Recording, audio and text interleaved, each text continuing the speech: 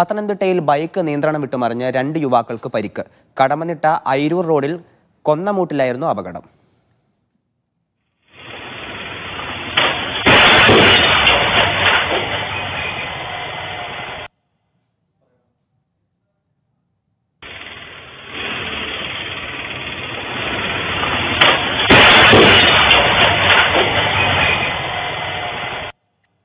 വിവരങ്ങളുമായി നന്ദുഷയുണ്ട്. നന്ദുഷ, എങ്ങനെയാണ് ഈ അപകടം ഉണ്ടാവുന്നത്? ഒപ്പം തന്നെ ഈ പരിക്കേറ്റ ആളുകളുടെ നില എങ്ങനെയാണ്?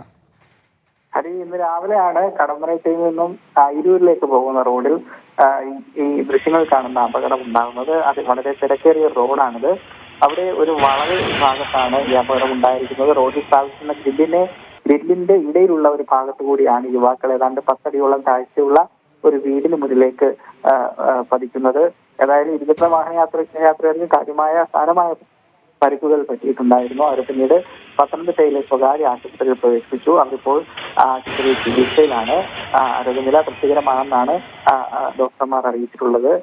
മുറിവുകളും ചതവുകളും മാത്രമാണ് ഈ 2 പേർക്ക് പറ്റിയിട്ടുള്ളതെന്നാണ് ആശുപത്രിയിൽ നിന്നും അറിയാൻ കഴിഞ്ഞിട്ടുള്ളത്. ഏതായാലും ഈ റോഡുകളിൽ ഈ വളവുകൾ നിരവധിയുള്ള ഈ റോഡുകളിൽ കൂടുതൽ അപായ സൂചനാ ബോർഡുകൾ സ്ഥാപിക്കണമെന്നാണ് നാട്ടുകാർ ആവശ്യപ്പെടുന്നത്.